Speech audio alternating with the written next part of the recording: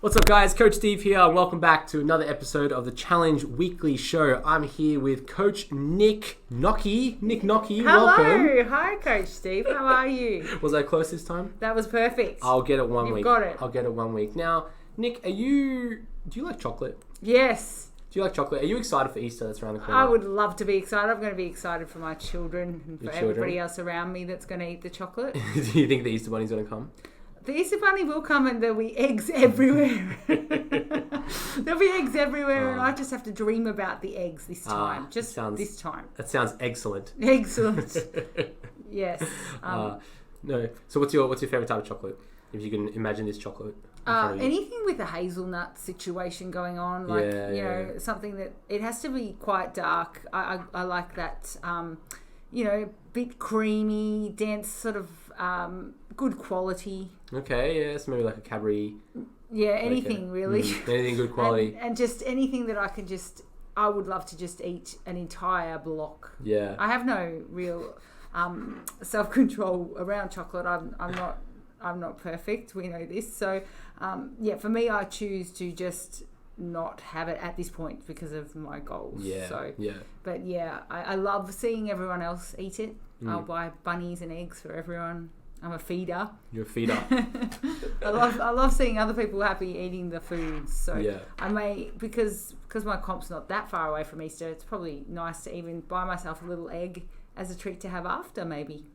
Interesting. Because I'm really in the zone to want an egg. After my competition a few years ago, first thing I did was ran to a 7-Eleven. Yeah. And I got a Kit Kat Crunchy. Ooh, right? The big yum. bars. But it was one of those like caramel ones. Oh. Yeah, I'm a sucker for They caramel. sound great. Yeah. Yeah. But I don't eat a lot of chocolate now. Yeah. I mean, I just don't buy it. Yeah. And if anybody gives me chocolate, it often goes in the same spot in the cupboard, like really out of sight, out of mind type situation, and it ends up going white. You know, chocolate goes white. Yeah. Wow.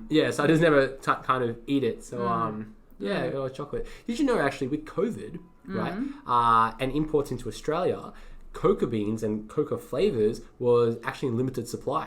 Oh, right? was it? Yeah. And one of the products that we, with Max and Maxine, struggled to import into Australia and use for our products was chocolate. Right? Wow. Yeah. Okay, I didn't know that. Most of it comes from South America. Oh, yeah. Okay, fair enough. And it was interesting because I was talking to the product and development team here, and they were mentioning that. And then now, when you go to like Coles or Woolies and you're looking at buying chocolate, I look at chocolate, the price of like, I don't know, a little chocolate Easter bunny or something like that. It's like $9, something ridiculous. I'm like, whoa, that's really expensive for a small amount. But I wonder if the cost or the limited supply, economic supply and demand, caused chocolate to be, at a higher price because there's less chocolate going around. Okay, got it. So they've found a way to make it still, haven't they? Yes. There's always ways to make chocolate, right?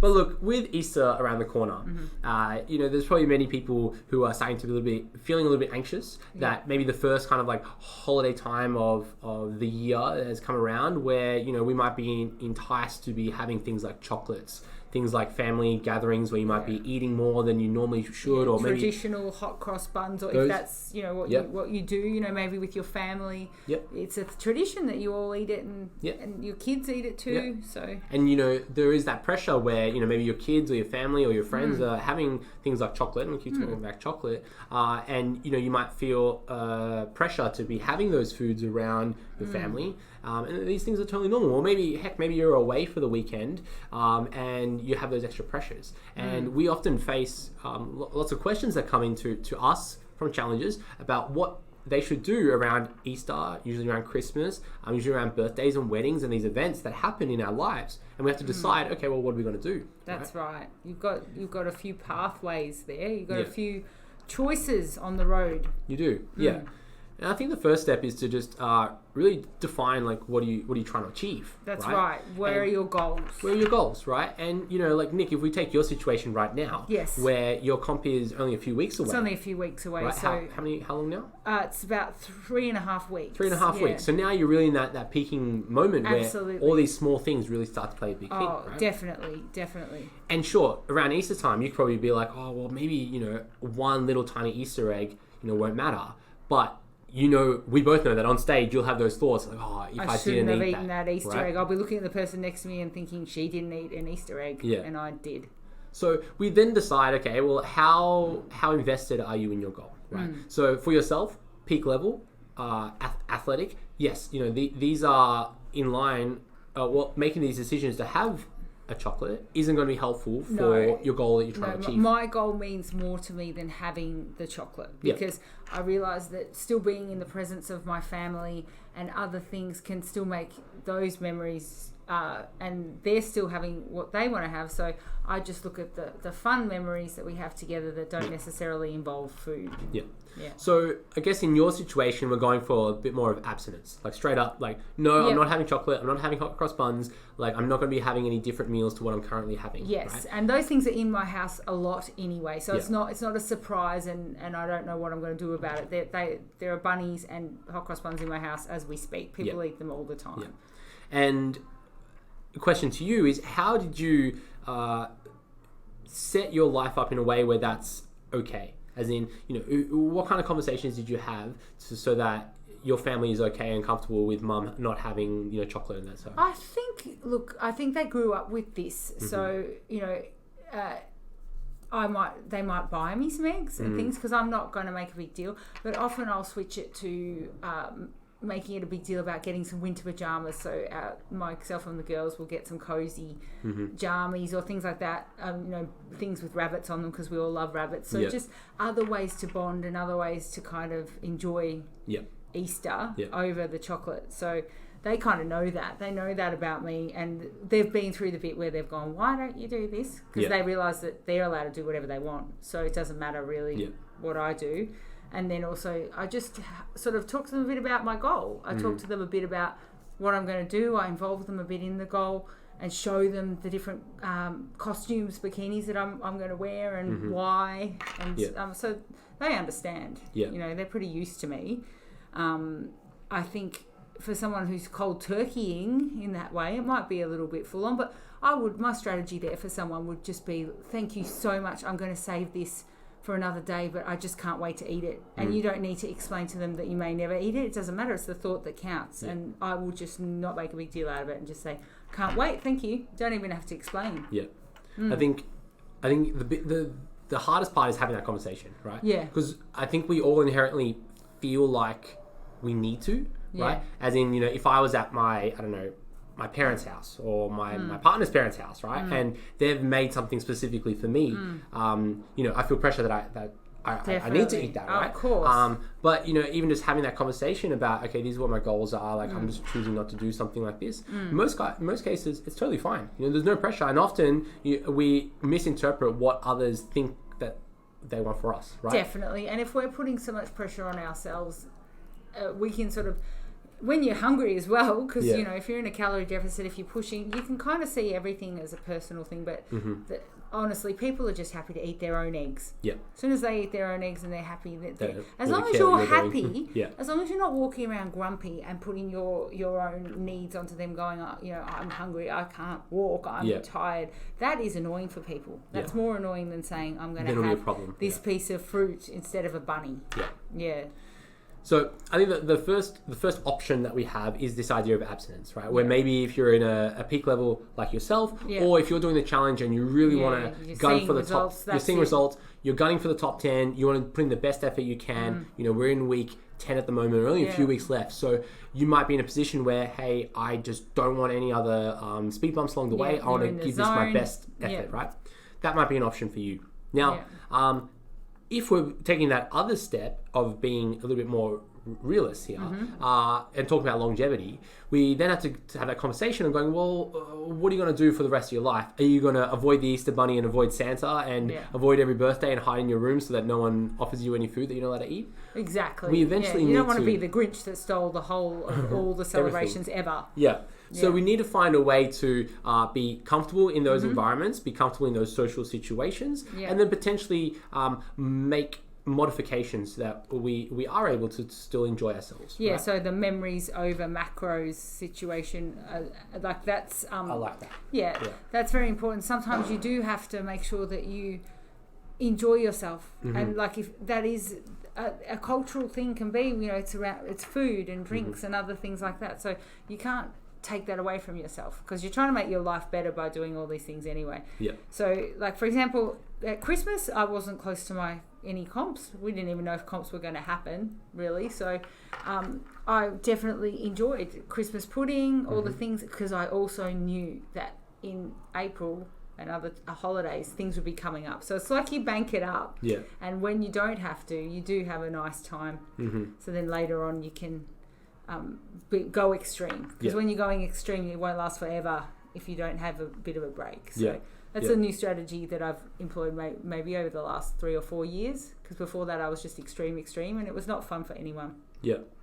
So, like, if we were to talk about kind of like two options that we've got now, on like one extreme is just a straight up not have anything, right? So we're going abstinence style. The other side would be kind of how do I word this? Like letting yourself enjoy yourself. Sink into the day or the celebrations, whatever may come. Very particular, not to say let yourself go, but enjoy the day. So maybe you do have a chocolate, maybe you do have a slice of cake, maybe you do go out for lunch, maybe you do enjoy these things, right? Yes. Or you have that hot cross bun and those types of actions. So if we're talking about that spectrum, we've got nothing on one side, then we've kind of like enjoy all the festivities on the other side, right? Which is totally okay as well. If you want to go and enjoy these things, that's totally fine, and you're not a bad person for enjoying. Not at all. A bit of it chocolate, means that right? you know how to. Also, you've got both sides covered. You know how to train and eat well, and you also know how to relax. Yeah.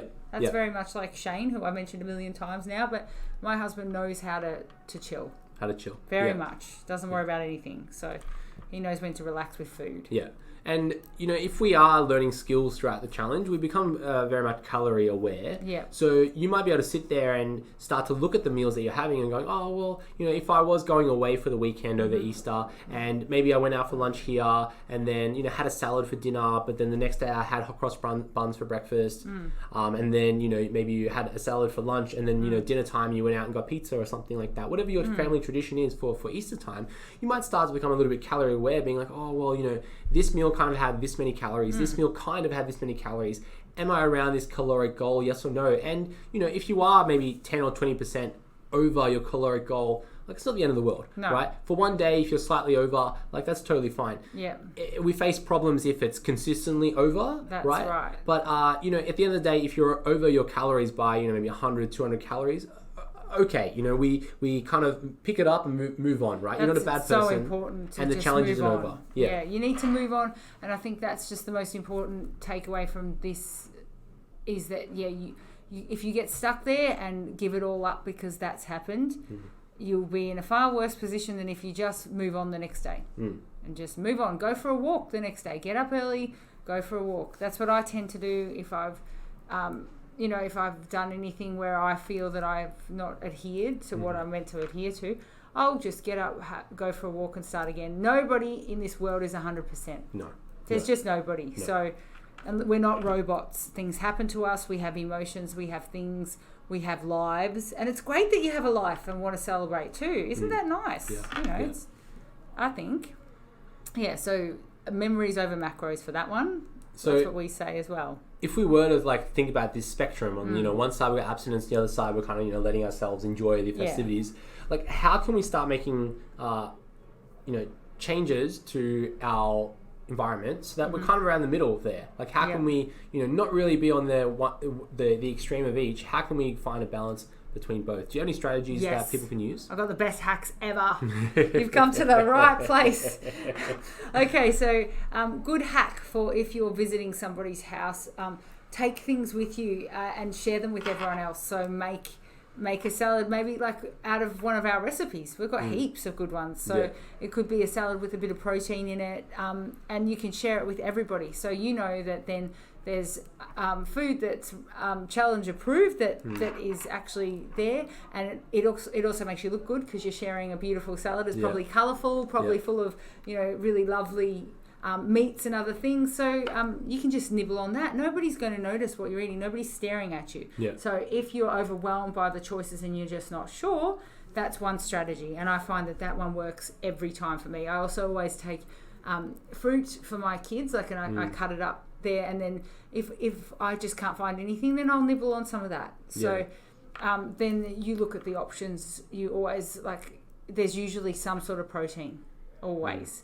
So I will always just break it down and go, what's the leanest protein that I can see there, and have some of that, and then some greens or veggies. And if it's a sort of party that has none of that, then I'd probably have to think about what kind of a party it was, but I'd probably eat something before to make sure I wasn't too hungry going in. Yeah.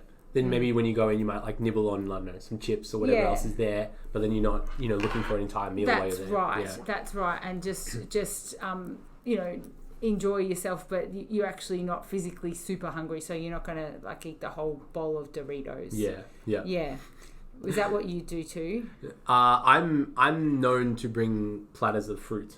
That's so good. For me to bring platters of fruit, now people will preempt that and would be like, I've made fruit salad, like a platter of fruit for you. That's really nice. Thanks. That's really nice. Now when I go places, people think of me, and I part of me I kind of feel I don't know, guilty that I've forced them to do something for me. But then the other side, I'm like, oh, well, they've made good choices. They're making fruit now instead of like a cake. And fruit's colourful and lovely and juicy. And if you're seasonal with your fruit, there's heaps of options. Yeah. I definitely like the idea of, planning ahead. Right. Yeah, I think it's important. Yeah, and especially because each environment's going to pose its own unique challenges, right? So that could be, a family gathering, that could be a friend's house, that could be, you going away for the weekend, you camping. Like these challenges are going to be very unique, right? And camping's easy because you take your own food. I mean, honestly, you're in control of your camping. If you're camping with friends, anything, you've got to bring your own food. I don't know anywhere where you get fed while you're camping, so...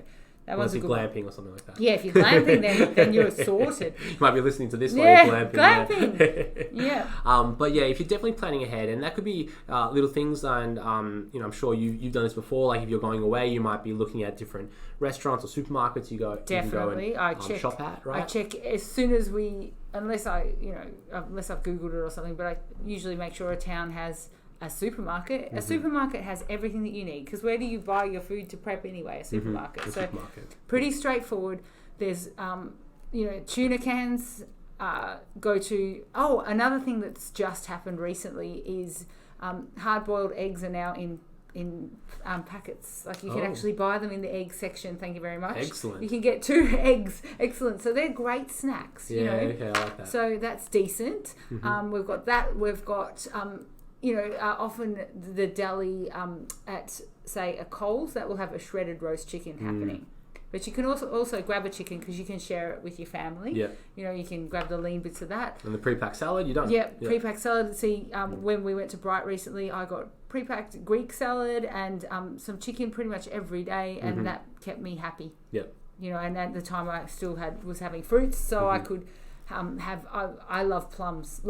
Could eat a million plums. So nothing wrong with fruits. There's also, if you're a dairy person, you can eat the Yo-Pros. They're everywhere too. You can even have them in the squeezy pouches that are like babies, but you can squeeze them. So they're go-to snacks. Then you'll get full, and then you can walk around the town, and you can, everyone else can have pastries and stuff, and you can have a nice coffee, but without necessarily the other things in it. Yeah. Can you tell I've done this before? You've done this before. It's a well-oiled machine you are. Yeah. Now, often we get those questions about, are there any other hacks that we can do? Yeah. Right? And often these hacks involve things like borrowing calories. Yes. And, this is an advanced technique, and, we do need to talk about it because it's a thing that people can do. Yeah. And some people can pull it off quite well. Yeah. But we need to remember that, most humans, like me, like you, we suck at discipline, right? So when we're employing these advanced methods, there are some limiting factors. Now, there's 2 kind of ways that we can kind of borrow calories. So firstly, if you are, let's say, going out for dinner in the evening, what you could do is eat fewer calories through lunch and breakfast throughout the day. So then you're kind of saving your calories for the evening, right? Yeah. So then we're kind of taking this a little bit of like a macro view of your macros, right? Where you're taking, instead of looking at just the day, you're kind of looking at the week and going, you're kind of looking at the broader day rather than the meal, right? Yeah. So instead of going, this meal I want this many calories, this meal I want this many calories, you kind of borrowed some calories from the other meals to have them at dinner time. Now, the problem that we face with that is that when we are eating fewer calories, we might stimulate our hunger. Yeah. And then when you kind of let yourself go to eat more at that dinner time, you can overeat in that period, right? Massively hungry as soon as you start to eat. It's like it just won't switch off. Yep. Then we face problems where throughout the whole day you end up having a higher calorie intake throughout the entire day. The other option would be to look at it the next day. So if you do have your regular day with a bigger dinner, you could then have fewer calories the next day. But again, we suck at discipline. We're less likely to be eating fewer calories the next day than it's almost possible that it could stress you out more to do that than just to get back on plan the next day. You know, if it's going to stress you out more to count, just say that you overate by about 800 calories, you had a great time, but then the next day you wake up hungry and you're like, I'm just going to not eat. That would be worse. You're just beating yourself up, basically. Yeah, in a way. If you had to stick to it because you had a specific calorie target and you had to report in and that was it, then you'd have to suck it up. But you don't have to, because this is really supposed to be, this is a lifestyle thing. This is learning about how learning about how to navigate. If you have a day like that, how do you navigate it and live your life? You just wake up the next morning and make your normal breakfast. Right? Just keep on going. I believe that. I think it's very important, and I think unless I've got specific targets that I have to meet and I've done something silly, I've always just believed in just getting back on with it, and a nice walk in the morning if you've got the energy. If you're away and you are doing the gym or anything, go and smash it out in a nice gym session. Do a leg day or something that's going to use a lot of that muscle glycogen. You know, that you've built up the night before by eating. You might have a PB. Yeah, you might have a PB in a little hotel gym somewhere. But you know, that's the thing. But at the same time, we're saying relax from. You know, that's assuming that you're going to train. But yeah, you can walk. You know, there's things you can do. Absolutely. Yeah, nothing is ever irreversible. No. You know, we've spoken a lot about the nutrition side of things around Easter. And I do think that we do need to make a comment on the training side of things, because often when we're away, you know, we might not be training at our gym or at home, might be at like a hotel gym, or you know, maybe we've taken a few days off where we're not training anymore. And I think that is equally as important as in, you know, are you maintaining at least your step count? Are you being physically active? Are you trying to be adherent to a training program throughout this period? And we can't forget about the training side of things and focus just completely on nutrition, right? Yeah, because you can have some cracker if you want to. You know, it depends where you go, but you might want to actually walk around. You can have some really great hikes or walks that are just that actually do use up a lot of energy, and you're actually having a really good time. You know, that sort of thing. You can change your training completely and say, I'm going to be a hiker for the next 2 days, and just do that during the day. Enjoy yourself and get some fresh air. That's great for you. You know, things like that. You can sort of mix up your training a little bit. You know, walking on the sand if you're away at the beach, that's actually quite taxing on the body and really good for you as well. So there's things you can do, isn't there? Here's a little story for you. So when I was overseas, right? So I was in Europe, and the situation was I was in pretty good nick, right? I was training at home. I was pretty lean, and then I went overseas, right? And I'm on the beach in Europe, and you know, right, you're on the beach. I'm with some people I met at the hostel. We're taking some photos or whatever, and then we go out that night, right? And while we were out and about, I think we were having like pizza. I think we were somewhere in Italy, as you do. And I think we were having pizza, and you know, there's a few beers and things like that. And then we were looking at the photos of the day at the beach, right? And while I was looking at these photos, you know, I looked at myself and I was like, oh, geez, that guy looks good. But then, like, while I was sitting there, I also had pizza in front of me. And this weird thing happened where I didn't really, like, want to keep drinking or eating at that moment, because I was looking at myself and like, oh geez, like that guy's in shape. Have you ever done something like that where you look at like photos of yourself and then make those decisions? I feel like definitely I have. I feel like, look, I think you know, if you're doing a check-in or anything like that, it's actually a good idea sometimes if you're on the fence, if you're committed to going out and that's it and that's what you want to do, fine. But if you were on the fence and you're like, should I or shouldn't I, do some check-in photos. Are you where you want to be? That can really inspire you to get back on track straight away, or not blow it. Because, put a bikini on and take some photos and go, okay, am I where I want to be? Visually, you know.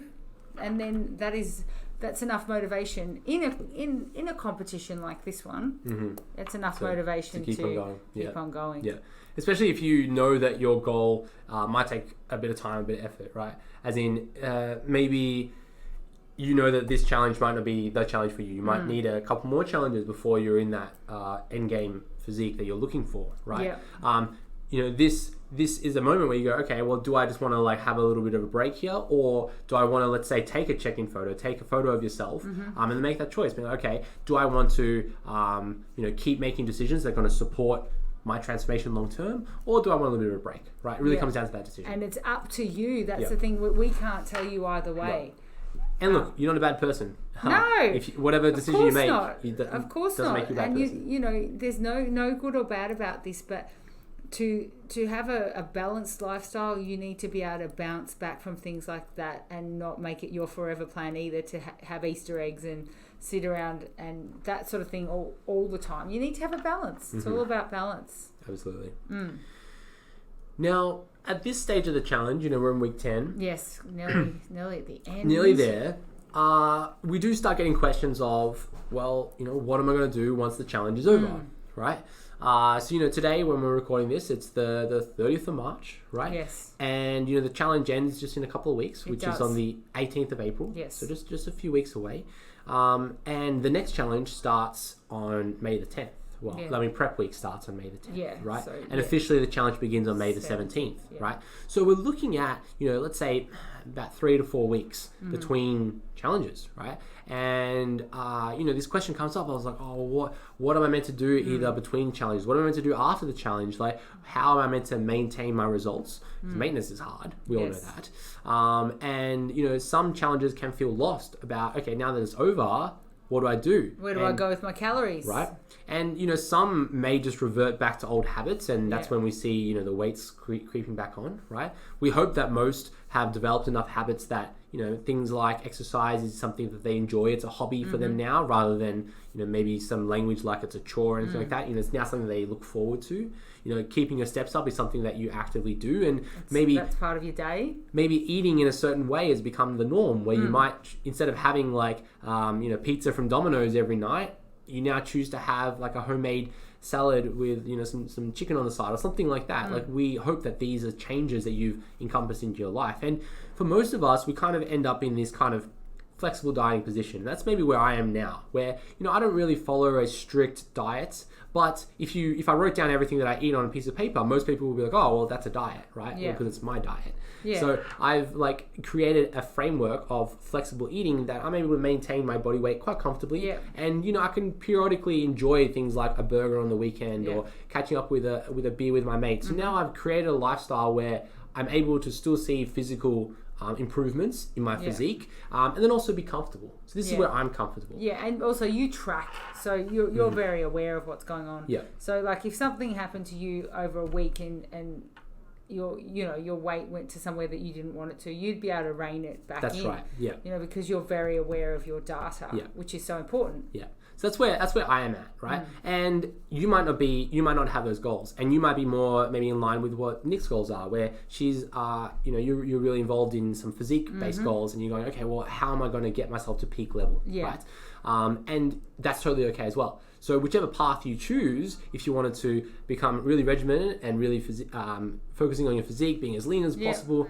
Happy days. We see some of the challenges doing that in the forum and in the Facebook group, and that's totally fine. And that's totally fine, and that's their lifestyle. So and there's it takes a long time to get to that point too. It takes a long time, and there are moments where you think, oh, I want to be more flexible and things, but to achieve that type of physique, you can't be as flexible, but then you can always rein it back. We're all a couple of pizzas away from being flexible. Yeah, absolutely. So I think when we face like the end of the challenge, right? When we face that time, I think it's important to take that step back and really readdress your reason why. And often the reason why changes over time. And a common narrative we face is that people start the challenge because of maybe more of a an appearance-based reason, like, oh, I want to lose weight, or I'm not happy, I'm not confident with my body. It's very like appearance-driven goal and outcome. But then that can change over time. So like for me now, to exercise, it's my mental outlet, right? Absolutely. If anything, it's my entertainment, because it's something that I really enjoy doing is exercising. So now this lifestyle, my reason why I do it is very different from when I started, right? So I think it's a great time to reflect, okay, what's the reason why you're doing this? Exactly. Oh, I forgot to just say one thing about Easter, which I just have to mention. The other thing is, a lot of you are going to be looking really good. So enjoy it when you see your family for the first time in a while or anything like that. That's the other good thing. Like, forgot to say that, because people have been really probably doing really well, and you've changed in some way for sure if you've been sticking with the program at all. So don't forget to soak up those compliments and say thank you. Yeah, say thank you. Yeah, that's all. And you might inspire a family member, a friend to start a healthy life. Pay it forward, definitely. So that's the positive about Easter as well. It's a good time to say get some new clothes and rock them. Now, once we've taken that moment to kind of reflect on, I guess, what we want, right? Where it's okay to be as lean as we want. It's okay to be a little bit flexible. I think the ultimate goal is that we feel comfortable with our body, right? And that we, soon look at fitness for its health benefits, right? Exactly. And we have the power to change it at any time with the tools and the knowledge that we now have about nutrition and training. That's it. Now, for most people that join the challenge, they'll be looking at joining the next challenge, right? Where most people, we get a really high return challenger rate. Absolutely. And it's great. The idea is that, we want to progressively provide you with a training program that you can follow. If you're training at home, at a gym, anywhere that you are, and you can continue to see, results moving forward, right? And some of those results don't need to be, drastic and wow-like. Those results can be quite small when we're in that advanced level, right? Like, let's say myself, I train hard to build as much muscle as I can, and I would be ecstatic if I, gained a kilo of muscle over a 12-week period, right? So we do need to be realistic once we get into these advanced periods, and we go, okay, like, how am I going to continue to grow? But as long as we're seeing that gradual improvement, that's the ultimate goal, right? Yeah. So for most people, they choose to join us for the next challenge, right? And that kind of 4-week period is a great time to kind of reset, right? Yes. So my advice to anybody who's completed the challenge is to take a little bit of time off, right? And what that means is up to a week, we go through a process that we call a deload, where either we choose to abstain from training hard, as in like, a 10 out of 10 effort, and maybe you're going to the gym and doing a light effort, or maybe going for a walk or something like that, basically giving yourself time to recover. Right? Mixing it up, maybe doing some yoga or a bike ride, just something different, still staying active and breathing and stuff, but just in a different way. In terms of the dieting side of things, I recommend most of us to kind of have a bit of a diet break where we're a little bit less restricted. Now, in the perfect situation, most of us would be in a calorie deficit throughout probably, the weeks 4 to 8 and then 9 to 12 for most of us in these weeks 1 to 4 are kind of in this maintenance calorie zone, sussing it out, seeing what our body's doing. But then once we transition to that weeks like 5 to 8 and then 9 to 12, most of us are in a calorie deficit, an energy deficit. Now, what does an energy deficit really mean? It means that we are consistently losing body weight, right? So what we're aiming to do at the end of the challenge is to slightly increase our calories so that we are consistently maintaining our body weight, right? We call that maintenance, right? And how hard is maintenance? Yeah, really hard. It's really hard. Now, ultimately what we want to achieve is a position where our body weight stays consistent. So it's not going up, it's not going down, right? And of course, we're going to have those daily fluctuations. So we need to allow for a little bit of like a buffer. Yeah, of course. Something like, let's say maybe 5%, right?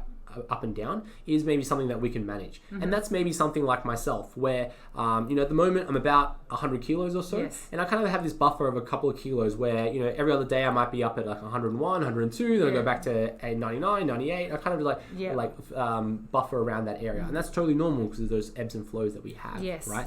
But then I know that if my weight is starting to creep up a little bit more, okay, I just rein it back. Maybe I won't have 3 pizzas this week. I only have half pizza or something like that, right? So it's all about this like flexible approach of having control over my food intake. That's because you train hard, you've got a lot of muscle.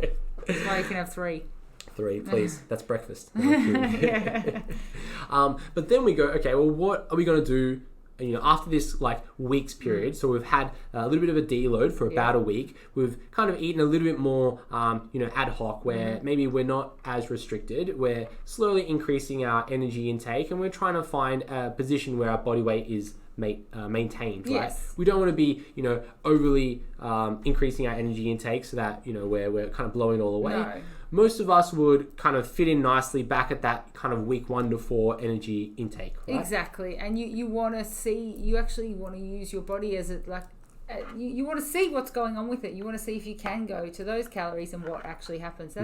It's quite fun because you're in control. You're in control. Yeah, you have a look and see what happens, because you might actually find that it sits quite well with you, and your mood improves. And even the other thing is your neat, the activity that you just do, you're fidgeting, everything, you're moving around, might actually go up a little bit because you've got more calories again. So that can happen. And then people go, whoa, I'm feeling great, I'm moving so much, I've dropped some weight, because you might have actually expended a lot of calories accidentally. So you don't know what's going to happen. I think most of us get really fearful of that calorie increase. Right? It's a fun time.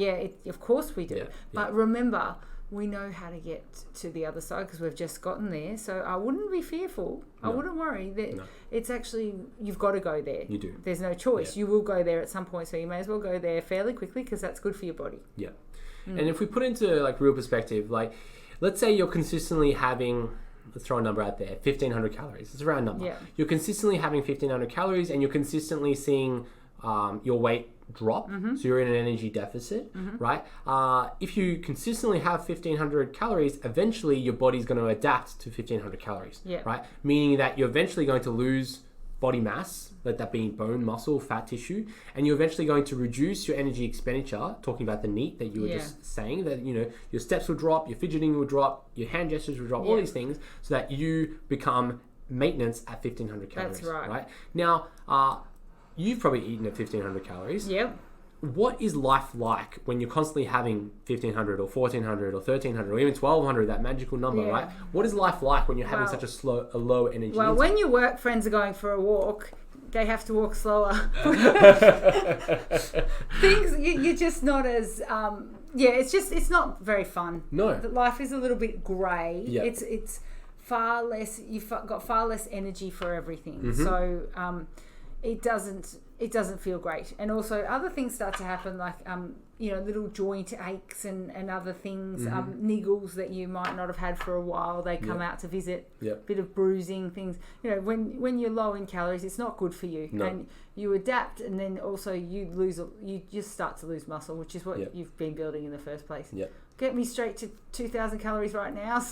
I want to go there now. I'm scaring myself. But it's actually really good to go back up. It is. Because basically what will happen is if you're constantly in this energy deficit or really low energy intake, eventually your overall activity will decrease. Absolutely. Which means eventually your muscle mass will decrease.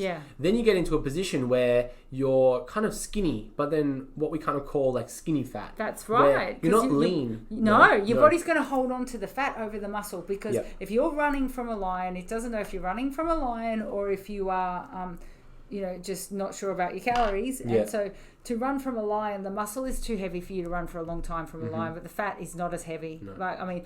Obviously a kilo of fat and a kilo of muscle weigh the same, but it's just that, you can pack a lot more muscle into your frame and it will go first. That's why your body's mean like that. It'll drop to one thing that you want. Well, muscle tissue is really difficult to maintain, right? It takes lots of energy to maintain, and the body wants to survive, and to survive it wants to be in the lowest energy expenditure as it possibly can. So if it can, it's going to get rid of your muscle. Absolutely. Right? So I think this is where we face problems, where some people are so eager to continue to cut their calories forever, for till they waste away to nothing.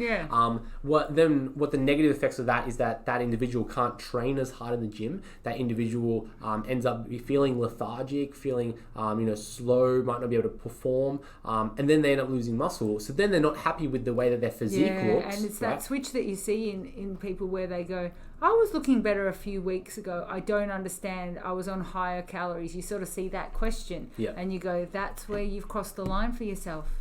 You know, and it's never too late, but it's like, well, before you cross that line, while you're still looking, you know, the picture of health and great, that's when you play around with putting your calories back up to maintenance. Yeah. We're not saying surplus here. No. We're not saying more than what you are burning. We're not saying gaining body fat. Although, like, when you go back up to maintenance, there may be a little bit, but it's not the end of the world. It's just your body adjusting, and it's not going to be a lot. No. It's not going to be, believe me. So it's worth it, isn't it? It is. And, you know, most of us in the challenge are sitting at about a 10 to 20% energy deficit or calorie deficit. So your maintenance might only be a couple hundred calories higher than what you're currently having. And that could be, you know, maybe an extra serving of a grain, a dairy extra, or maybe a slightly higher portion size at dinner or something like that. So it can just be a very small increase, right? But that can pay dividends in our overall well-being. Yeah, right? And that's a really healthy way of looking at it, rather than going, what calories have I got left for the day? All right, give me 3 chocolate bars or something. Right? If you actually just do it in the intelligent way, where you sort of go back to the start of the challenge where there were those portions, that's the optimal. If you're asking for the optimal way, that's the optimal way to do it. Like, I think the most optimal way on paper would be kind of reversing it slightly. Oh, yeah, bit by bit. On paper, yeah. So maybe you kind of go into that weeks 5 to 8 and then slowly transition to weeks 1 to 4. Yeah. If there's anyone who wants to do that and does it, chart it for us, because that's great data for us. Yeah. And, you know, most of us, you know, we promote this idea of like reverse dieting, where we slowly increase our energy intake by maybe 50 calories a day for a week, and then we slowly increase it. And sure, this works really nicely on paper, but in practice, we find that the adherence to something like that is quite low. So, you know, reverse dieting is great, especially if you're at a really peak level, like maybe yourself, Nick, when you're going on stage. If you're a guy, you're at 6% body fat, maybe a girl, you're like, 14, 13% body fat, and you're in these like peak levels, okay, maybe we do need to go through a regimented reverse dieting process where we very slowly increase your energy intake to try to avoid excessive amounts of body fat gain. That's also because we have really in this game, in the bodybuilding game, we've really messed our metabolism up a little bit. So it's not super healthy to be. No. This is the higher end. It's not super healthy to be there. But, so that's not like, this is different, Yeah, but I think for most of us in the challenge, just gradually increasing our energy intake, and I'd say monitor your body weight changes, right? And we're trying to keep it at like an isometric level where it doesn't really change, right? So, we're slightly increasing it, slightly decreasing it, playing around with that there. So look, going back to this gap between the challenge, right? So what are we going to do between April 18th and May the 10th? We've got a week off of training, right? And we're slowly building ourselves back up into a maintenance. So maybe you're taking a week off where maybe you are enjoying that pizza that you've been thinking about, or maybe you are kind of looking for that chocolate bar that you've been thinking about. Okay, you've got a week there. Then we're kind of slowly building ourselves back up into this maintenance kind of zone where we're trying to keep our body weight at an equal amount, right? Then in terms of training, we're kind of open to try whatever we like, right? That's right. So we've got a couple of weeks here in between where we could train any way we like. Now, that could mean that you explore things like maybe yoga, maybe you like swimming, maybe you like hiking, so maybe you spend a bit of time enjoying these things, right?